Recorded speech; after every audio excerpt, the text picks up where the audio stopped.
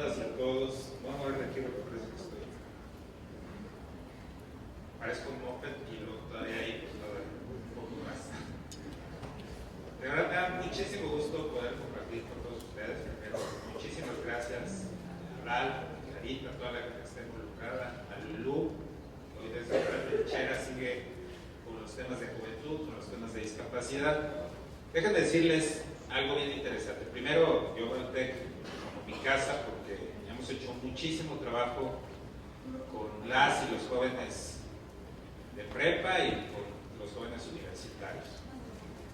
Y quiero decirles que pues es muy emotivo porque justo este congreso nace a raíz de un sueño que tuvimos algunos y que empezamos a madurar poco a poco, y entonces cada vez fuimos involucrando más gente, y luego el TEC de Monterrey se sumó y dijo yo también, y hacemos, y entonces a final de cuentas algo bien interesante es que el TEC de Monterrey se quedó con el congreso. Y qué mejor evento justamente para la toma de conciencia en el tema de la discapacidad que hacerlo con los chavos de prepa. Hace algunos años iniciamos con Clarita desde el Servicio Social, y desde otras instancias y otros campus del TEC de Monterrey el tema que en ese entonces se llamaba sensibilización y que hoy pues, lo denominamos como la toma de conciencia. Y empezamos a trabajar con el tema justamente de la discapacidad, sobre todo para poder incluir social y laboralmente a este sector poblacional. Y poco a poco fue avanzando esto, y recuerdo que dijimos, bueno, pero tenemos que hacer este trabajo desde mucho antes. Y justamente pues se decidió en ese momento empezar a trabajar con los chavos de prepa. Y hoy pues la tercera edición no es cosa sencilla. Creo que es un trabajo muy arduo, un trabajo bien comprometido, en donde los resultados van a ser especialmente para todos y cada uno de ustedes. Yo creo que el TEC de Monterrey por sí mismo, sus funcionarios, sus profesores, realmente tienen el tema de la inclusión ya como parte fundamental de su deber y de su actuar. Pero déjenme decirles algo, la verdad es que tenemos no sé ustedes, pero yo siempre digo esto, y aunque sea parte del gobierno, yo tengo un año y medio que me incorporé a este gobierno del presidente Peña. Yo estaba en la Organización de Estados Americanos y estaba en una posición muy cómoda, sinceramente. Afortunadamente, y yo creo que va a ser el caso de todos ustedes, yo siempre he decidido en dónde trabajar. Y decidí trabajar en la Organización de los Estados Americanos, pero pues era como un tema diplomático, ¿no? Y yo quiero platicarles esto porque es una anécdota que tiene que ver justo con el tema de la discapacidad. Entonces me contrata la Organización de Estados Americanos y me contrata para que un rato esté en Washington, y de repente estoy cubriendo actividades diplomáticas aquí en México.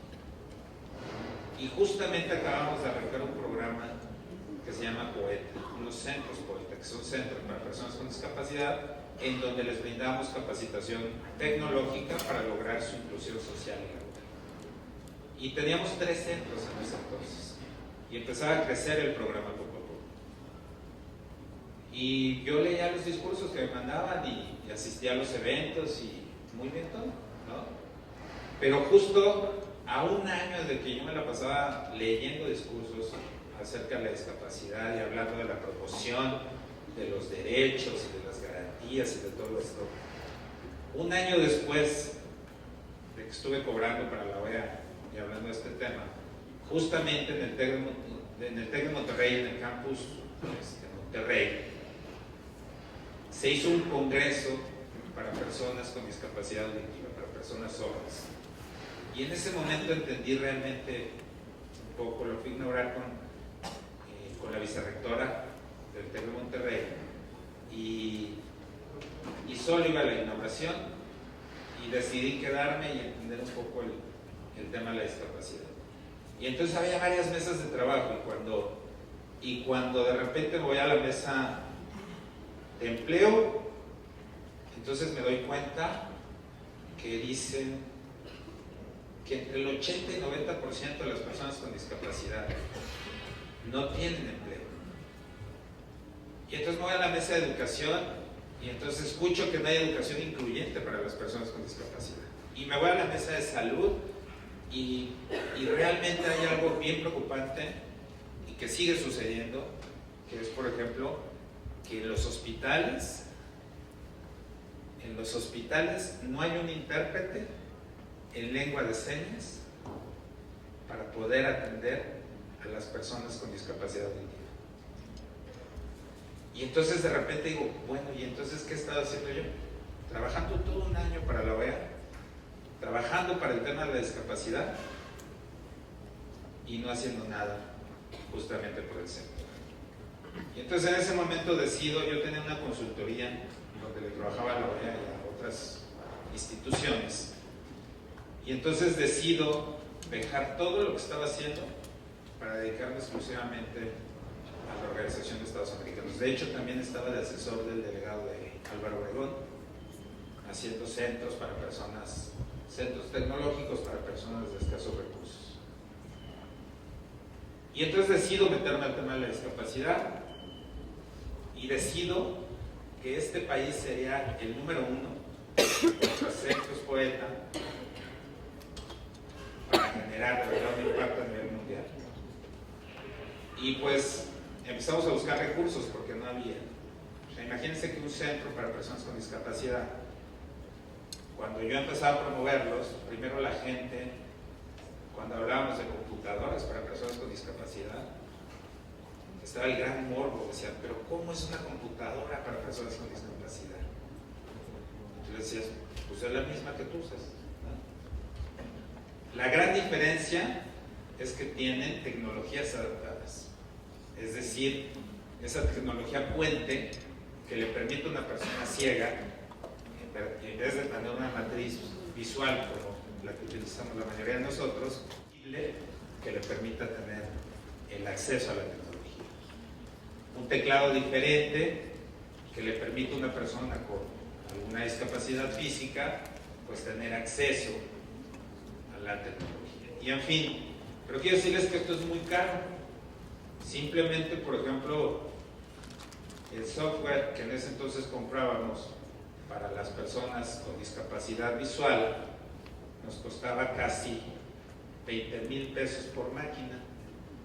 Y si teníamos un centro con 25 o 30 máquinas, simplemente de ese software para hacerla accesible, pues eran más de $60,000.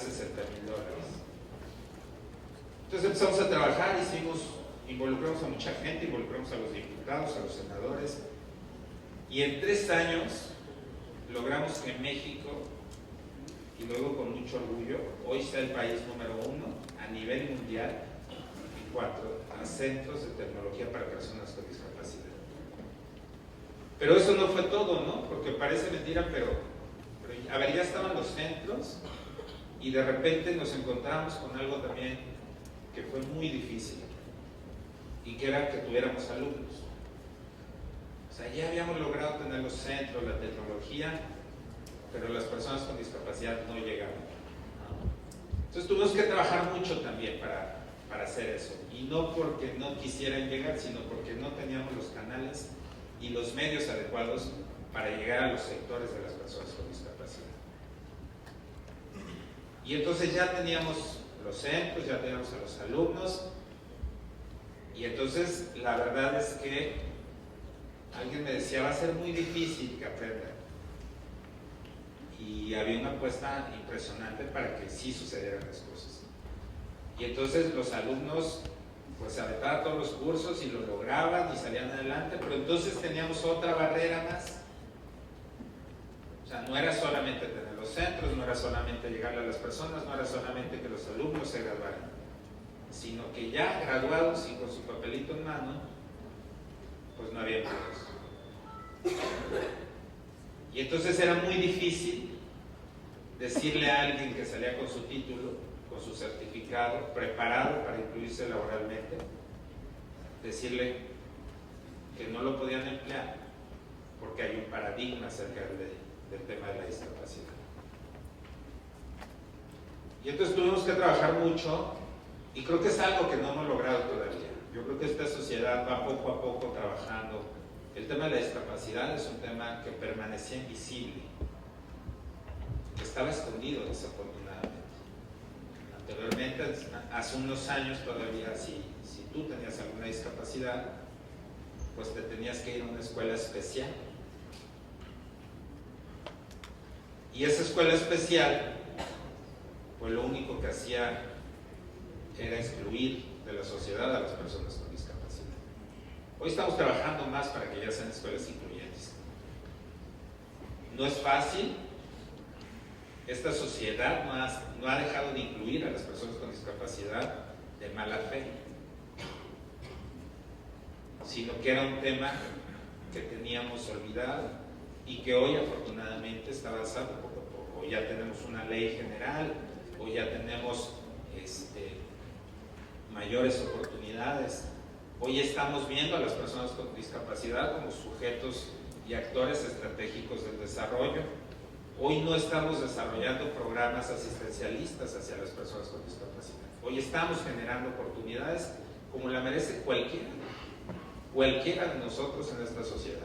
Y lo más importante, y por eso estamos aquí con ustedes, después de estar en la OEA, yo me incorporé al gobierno y ahora estoy en el Instituto Mexicano de la Juventud, y hoy estamos trabajando de verdad muy de lleno con los jóvenes para abrir los procesos de inclusión.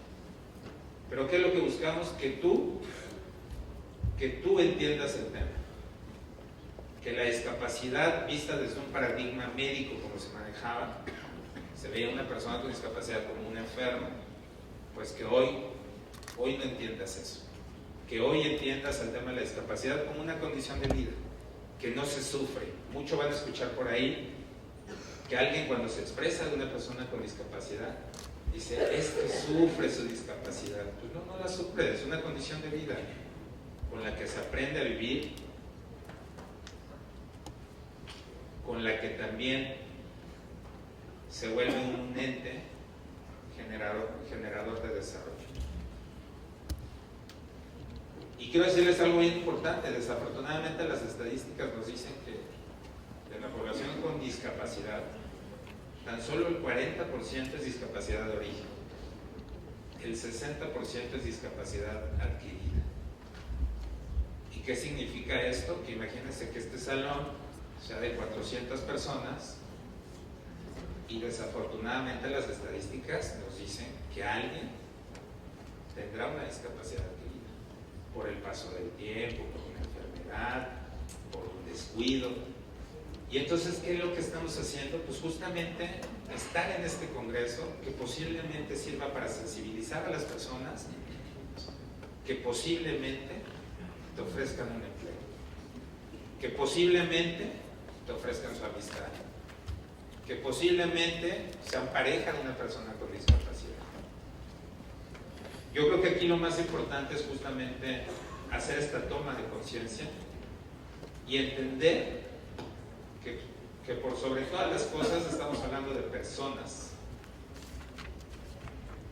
y que por sobre todas las cosas tienes que ver a la persona por sus capacidades.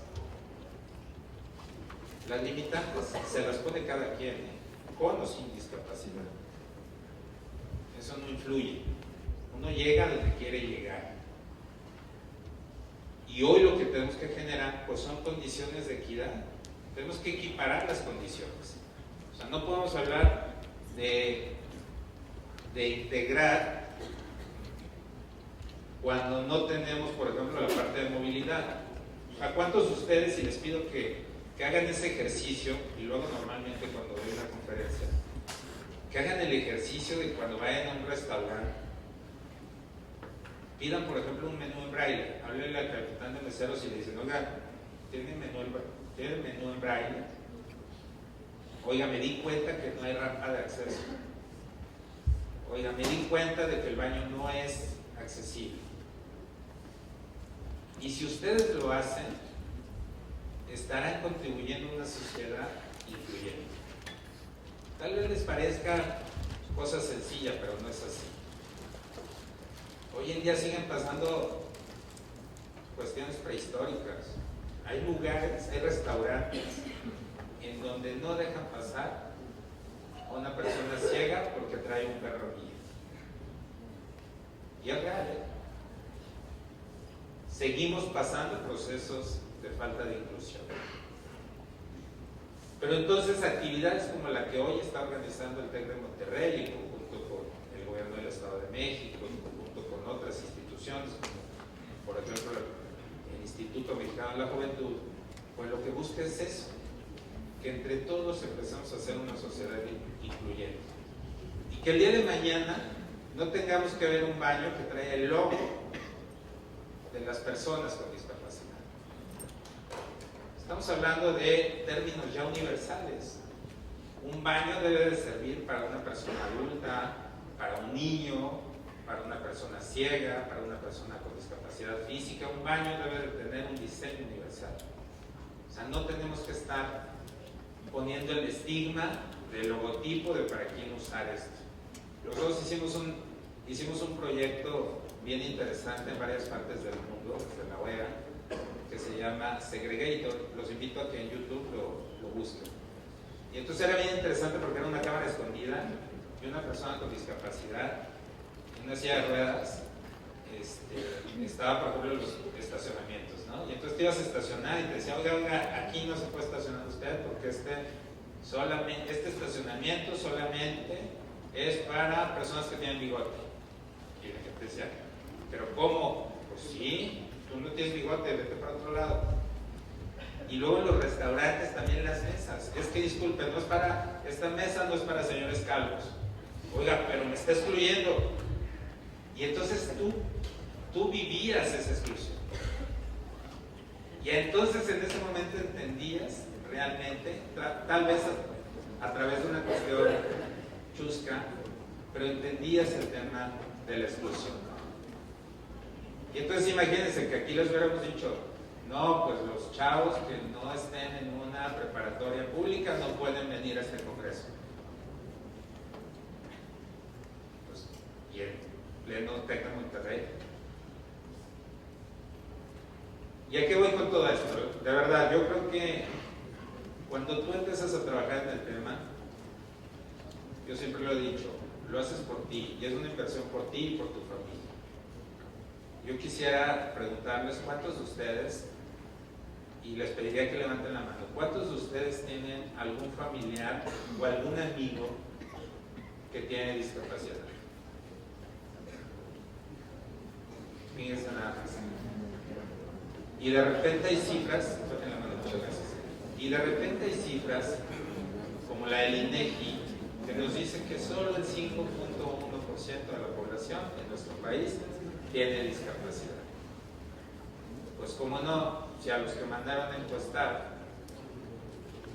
no los sensibilizaron, no sabían nada de discapacidad y nos tocaron experiencias tan sencillas como que llegaba el encuestador y tocaba la puerta y como media hora después salía la viejita con su madera y le hacían la entrevista y le decían, señora, ¿hay alguna persona con discapacidad? ¿Mande? ¿Hay alguna persona con discapacidad? No, aquí no. Ah, pues no hay persona con discapacidad. Y así se adentraban los cuestionarios. Entonces imagínense, la Organización Mundial de la Salud nos dice que el 15% de la población en el mundo tiene algún tipo de discapacidad. Y nada más para que se lo imaginen, estamos hablando de la población con discapacidad en el mundo correspondería casi a la población total de nuestro país 9 veces. O sea, todo México, así, todo México, 9 veces sería la población con discapacidad. Y hay algo que desafortunadamente pues se va incrementando, que es por ejemplo la discapacidad psicosocial. Y esa está influyendo más en el tema de los jóvenes. Hoy los niveles de estrés, hoy los niveles de hipertensión, hoy los niveles de obesidad, hoy los niveles de muchas cuestiones médicas están en los jóvenes. Entonces imagínense un joven que a los 18 años, 17 años, ya tiene problemas de hipertensión, ya tiene problemas de obesidad, pues será prevalencia para otro tipo de cuestiones. Y yo no me gustaría terminar sin decirles que primero el tema es un tema normal, Hace algunos años traje aquí a un amigo a dar una conferencia, fue hace como 5 años, yo creo que fue tal vez el primer mini congreso que hicimos, y fue gracias al apoyo de Clara. Traje a Paco Cisneros, un amigo que él era presidente de la CONADIS, la Comisión Nacional para el Desarrollo y la Inclusión de las Personas con Discapacidad, y estábamos con un grupo de universitarios platicando. Y entonces les explicábamos cuáles eran los términos que se deben utilizar, los términos correctos. Y entonces uno decía, oye, es que no entiendo, o sea, yo no sé, Paco estaba en silla de ruedas, y le decía, ¿cómo te tengo que decir? Persona con discapacidad física, persona en silla de ruedas, persona... Y entonces Paco le dice, a ver, pues mira, si se te complica, pues dime Paco. Y así de sencillo es esto, El tema no debe ir en esos parámetros de que son ángeles o son demonios las personas con discapacidad, porque también mucho van a escuchar de repente que alguien le exalta y que te dice, no, las personas con discapacidad son unos ángeles que Dios nos envió y que somos bendecidos al tenerlos entre nosotros. Pues tampoco va por ahí. Una persona con discapacidad, como cualquier otra persona, pues tiene defectos, virtudes, pero tampoco es esa persona como de repente en el ámbito laboral está el paradigma, ¿no? Pues es una persona que está enferma, por eso no la contrato, de seguro tiene que ir al doctor cada tercer día, se tiene que hacer sus curaciones, en fin. A ver, no es tan sencillo. Si es cierto, una persona con discapacidad cuando le obtiene un empleo, pues lo cuida como lo cuidaría cualquiera de ustedes cuando fueron a 15 lugares y les negaron la oportunidad. Pues ¿cómo no lo vas a cuidar si es una oportunidad entre muchas? Y no por tu falta de capacidad, sino por la falta de capacidad y conocimiento del tema que de repente la gente que tiene la misión de reclutar y de integrar personas a las empresas y a los trabajos, pues no tiene esa toma de conciencia. Y hoy, pues bueno, yo creo que lo más importante es que juntos hagamos una sociedad más incluyente, una sociedad que esté preparada para generar las oportunidades, para respetar los derechos fundamentales de todas aquellas personas que ustedes conocen o que son sus familiares. Les aseguro que juntos queremos una sociedad diferente para todos ellos, que juntos queremos una ciudad más accesible, una sociedad de verdad que brinde las oportunidades y que equipare justamente estas oportunidades que son necesarias para que todas y todos tengamos el mismo nivel basado en los derechos fundamentales de cualquier persona. Y yo quiero agradecer enormemente de verdad a Ralph, a Clarita, a TED de Monterrey, a todos los que están involucrados, a Lulú, a toda esa gente que cuando entramos al tema de la discapacidad ya no lo podemos dejar. Hoy, aunque no sea nuestra obligación el tratar este tipo de temas, hoy nosotros hemos tomado conciencia y estamos trabajando justamente por ese México que todos soñamos, pero que sobre todas las cosas merecemos. Muchas gracias a todos y cada uno de ustedes por estar aquí.